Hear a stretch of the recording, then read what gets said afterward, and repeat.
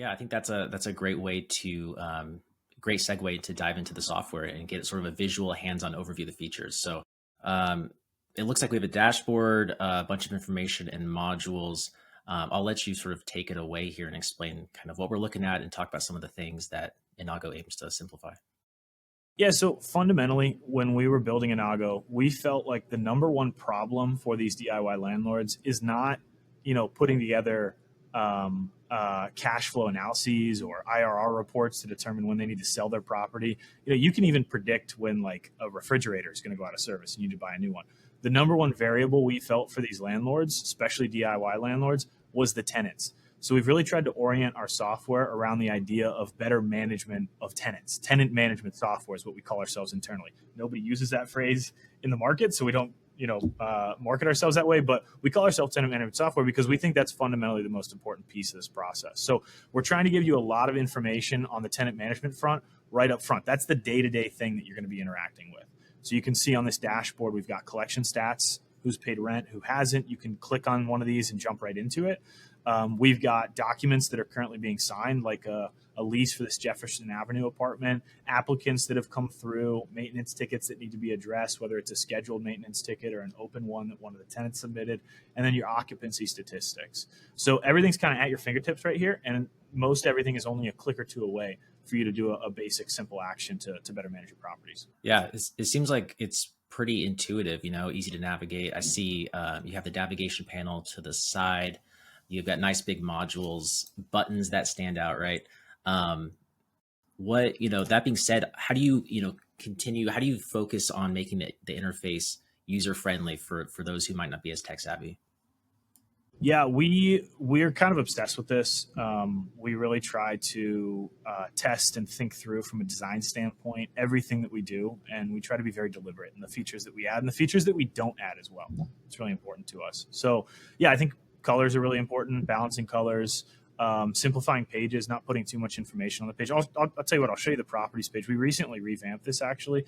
We viewed the properties page as kind of like a dashboard, right? A secondary dashboard for a specific property. So again, you can quickly see like what's the rent that you're charging, how much is overdue on this particular property. This gives you a quick overview of what's going on with these leases, and they're color coded. Once you look at this little eye information tag, it's going to show you what that color coding means, and you can easily take in that info every time you get here.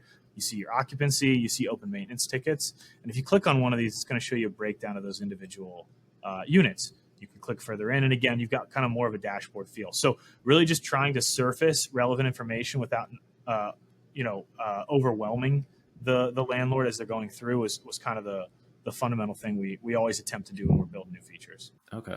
Yeah. Do you want to take us through like adding a new property or maybe some of the different modules on the side? Yeah, sure. So I think, the kind of tenant journey is you start with finding the tenant, right? First, you need to advertise your property, and Innago does have features that'll cover that for you. So I'll just quickly show you the listings piece. So, I created a listing here for Jefferson Avenue Apartments. We got an availability for a one bed, $1,500. Now, when you create this listing, you can add photos, you can add a description, amenities, etc. You can also publish this to various relevant listing networks. So, Realtor, Zumper, Zillow, etc. These also have multiple sites underneath them. So all told, it's like 15 websites that you'll publish to when you syndicate through Innago. And we'll blast that out for you. We'll put it on all those websites and people can start inquiring. You can easily fill your rentals with just a couple clicks of the button rather than having to go to each of these sites individually. Okay, that's cool. Yeah, it's almost like a social media management platform where I can post, send out one post across all my platforms. All my networks. It's like Hootsuite or whatever. Yeah, exactly. Yeah, totally.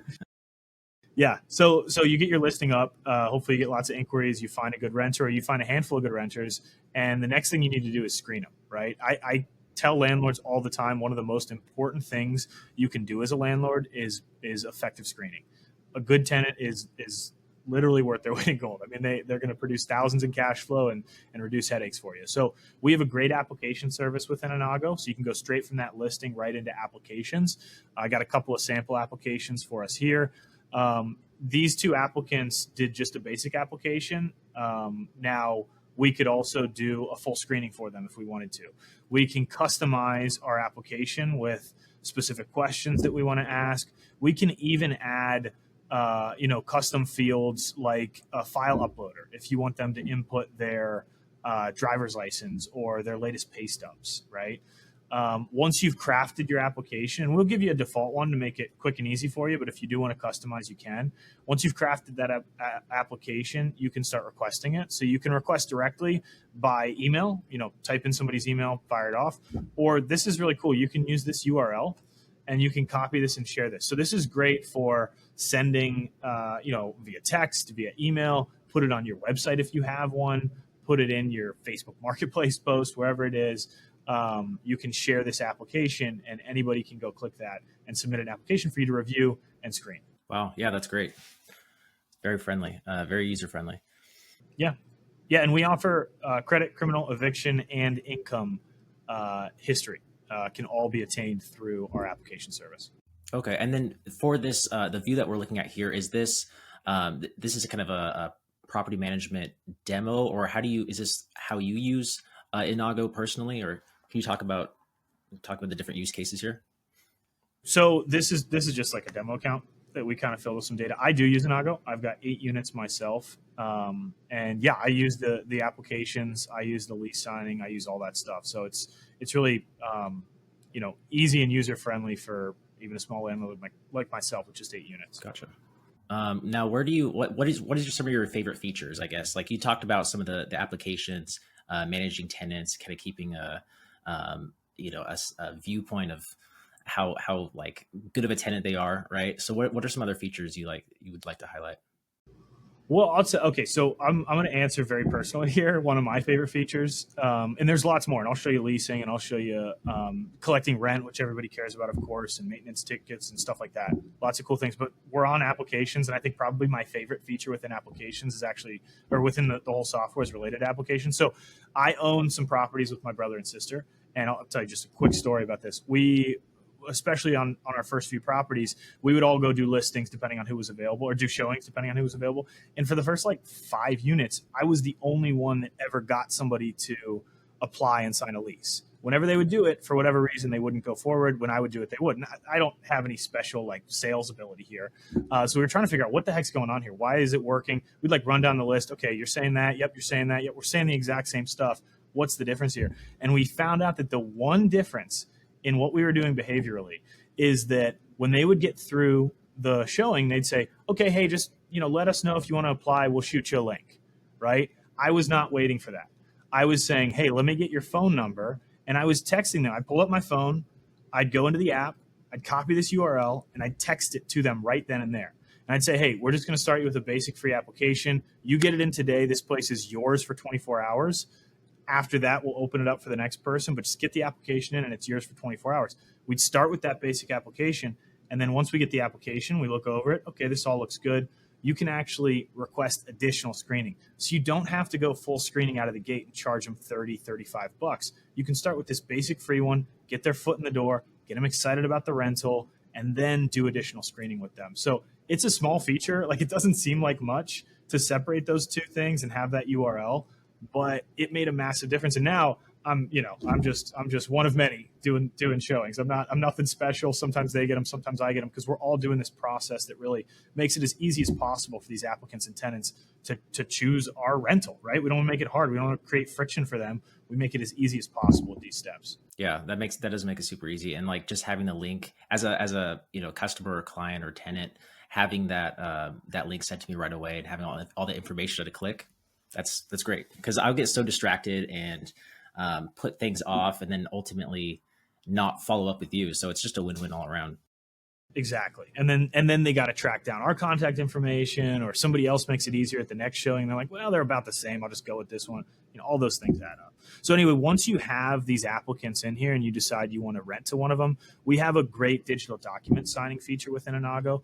And I actually sent one in process just to prepare for this. So you can create your own templates. Innago actually gives you a bunch of options for templates. We have state-specific agreements that you can grab from here.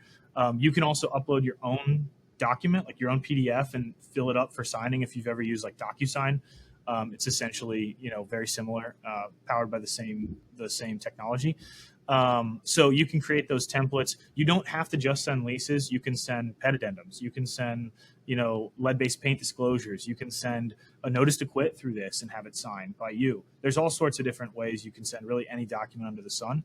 But once it's sent, we're going to track it for you, right? So we'll let you know when they've viewed it, right? They have access to it, when they've signed it, when you're up to sign, etc. So you have full transparency, the ability to create that template, the ability to sign that template. For me, once we go from application stage to the person saying, yeah, I want to rent it, it takes me like a minute and a half to actually generate that lease agreement. Oh, it's wow. so fast. Yeah. Once we have our template set up, it's really great. Okay. Yeah, that is super quick turnaround.